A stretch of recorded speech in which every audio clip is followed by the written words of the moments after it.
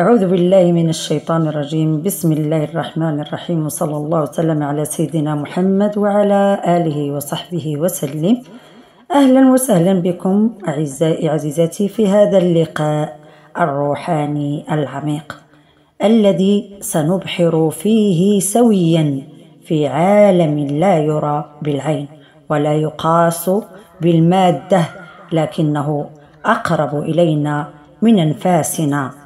إنه عالم الروحانيات، فانتظروني. أحبابي في الله، في زمن يركض فيه الإنسان بلا توقف، أصبحنا نعيش ضغطا نفسيا وتشوشا فكريا وقلقا وجوديا. كثيرون يشعرون بأن داخلهم فراغ لا يملأه مال ولا شهرة ولا علاقات، فراغ يحتاج إلى معنى وإلى نور، وهذا ما تحمله الروحانيات الحقيقية. الروحانيات لها معنى عميق، ليست الروحانيات كلمات تقال ولا مشاعر لحظية تمر ولا طقوسا غامضة تمارس، بل هي رحلة الإنسان نحو معرفة نفسه ومعرفة ربه وفهم مكانه في هذا الكون الواسع.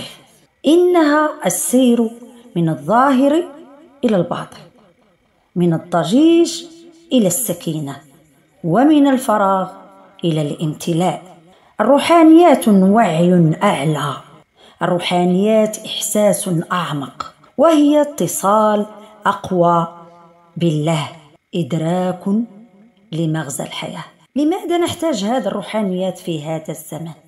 لأنه أحبابي في الله، كما ترون أصبحت حياتنا سريعة أكثر مما ينبغي، حتى أصبحت أرواحنا تتعب قبل أجسادنا. تحتاج الروحانيات للصفاء والنقاء، ونحن نحتاج الروحانيات لأن القلق انتشر بشكل كبير، العلاقات أضحت سطحية، الهموم تطغى على الفرح، مقياسات النجاح أصبحت مادية جدا، والإنسان فقد الاتصال بنفسه وبخالقه. يعني أغلبية الناس أصبح ما يهمهم هو الدنيا، وهم الدنيا وما يفعل للدنيا، أما الآخرة أو ما قاله الله فلا يوجد في حساباته. إذن روحانيات أحبابي في الله تعيد ترتيب داخلك وتنعش القلب وتذكر الإنسان بأنه ليس جسدا فقط، بل هو روح تتوق إلى الارتقاء، إلى الارتفاع نحو النور الإلهي. الروحانيات لها مصادر. أول مصدر هو الروحانية الإيمانية، وهذه هي أرقى درجات الارتقاء. فحين يمتلئ قلب الإنسان بالذكر والدعاء والتوكل يدخل في حالة نورانية تطمئن قلبه، هذه لا شك فيها. المصدر الثاني الروحانية بالتأمل والتفكر، مثلا النظر في السماء، في الماء، في الوجود، النظر إلى الكعبة، إلى جبل، لحظات يعني تربي الروح. حينما نتفكر في خلق الله نربي أرواحنا. المصدر الثالث والروحانية الأخلاقية. فالأخلاق أحبابي في الله نور يخرج من القلب، من قلبه حي هو ذوي الأخلاق الحسنة، يعني اللي عنده أخلاق حسنة قلبه طيب صافي طاهر نقي. هي الأخلاق نور يعني يخرج من القلب. الصدق، الرحمة، الحلم، التسامح، كل هذه ترفع الروح. هذه ترفع الروح، هي أصلا أشياء لا ترى، ليست كمادة. مثلا النقود مادة، الحيطان مادة، الدقيق مثلا مادة، ولكن الصدق، الرحمة، الحلم، التسامح، كل هذه لا ترى، نحسها، كلها ترفع الروح. والمصدر الآخر هو الروحانية بخدمة الغير، فالعطاء عندما تعطي بلا حساب يغسل القلب ويطهر الروح. نعم أحبابي في الله، العطاء بلا حساب وما تمنش، فالعطاء يغسل القلب ويطهر الروح. أحبابي في الله، الملائكة هل تلعب دورا في مساعدة الناس؟ بالطبع، فالله سبحانه وتعالى خلق عدة ملائكة يعني في خدمة الإنسان. عالم الملائكة عالم نوراني غيبي، ولكن أثره محسوس في حياة الإنسان. نبدأ بالملائكة الحافظون، الحفظة، يحفظونه بأمر الله، يعني يحفظون الإنسان بأمر الله من الأذى. تتبعهم الكتبة الكرام، الكتبة هي اللي كيكتبوا، ملكان ملازمان للإنسان يكتبان أعماله. هذه الملكان، واحد على اليمين وواحد على اليسار، يكتبان أعمال الإنسان كل يوم وكل ليلة، يعني لا ما كيعيوش، لا يتعب. النوع الثالث ملائكة الرحمة. إمتى تتنزل ديال الرحمة؟ إمتى كتنزل؟ تنزل على البيوت التي يذكر فيها الله. فين ما شافوا حلقات الذكر أو ذكر الله تنزل إلى هذا الجمع أو إلى هذه الحلقات ديال الذكر.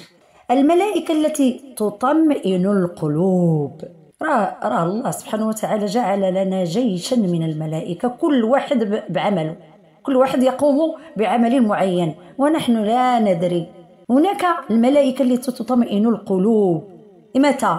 عند الشدة والضيق، ينزلون بالسكينة والطمأنينة على الإنسان الذي يمر بضيق أو شدة أو هم أو غم. هناك أيضا الملائكة التي تستغفر للمؤمنين. نعم، هل هناك ملائكة تستغفر للمؤمنين؟ نعم، هناك ملائكة تستغفر للمؤمنين.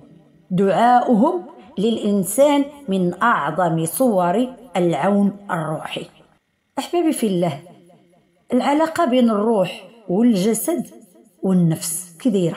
كيف هي هذه العلاقة بين الروح، بين هاد ثلاثة الأشياء؟ العلاقة بين الروح والجسد والنفس. الإنسان 3 أجزاء: جسد يحتاج الغذاء، جسد يحتاج للغذاء هو هذا الكادر اللي عندنا حنا، الروح في داخلنا، ولكن الجسد وإطار هو اللي كنغديو دابا، كنفطروا ونتغداو ونتعشاو ونشربوا إلى آخره. والثاني نفس تحتاج التهذيب، نفس تحتاج التهذيب، حيث النفس أمارة بالسوء، خصنا نربيوها، خصنا نلجموها، ولكن إلا ما تحكمنا فيها ولجمناها كتجرنا. هناك أيضا روح تحتاج للاتصال بالله. كاين هذا الروح اللي ما كاينش الشفاء ديالها ولا ما كاينش اللي غادي يشفيها ولا يريحها ولا إلا داك الاتصال بخالقها سبحان الملك. هنا يطرح السؤال نفسه: علامات ديال ضعف الروح وقوتها. متى نقول بأن الروح ضعيفة ومتى نقول أن الروح قوية؟ يعني علامات ضعف الروح وقوتها. إذن أحبابي في الله، ضعف الروح إمتى كنحس بأنه ضعيفة؟ القلق، الضيق، فقدان المعنى. ومتى تكون روحك قوية؟ عندما تكون سكينة ورضا وتوكل ونور داخلي، فاعلم أن روحك قوية. إذن حتى لا أطيل عليكم أحبابي في الله، أقول قولي هذا واستغفر الله لي ولكم، والسلام عليكم ورحمة الله تعالى وبركاته. درسنا المقبل إن شاء الله هو تحت عنوان الروحانيات الزائفة وخطرها، فانتظروني لأنه موضوع جيد جدا، فلا يفوتكم إن شاء الله. إلى اللقاء.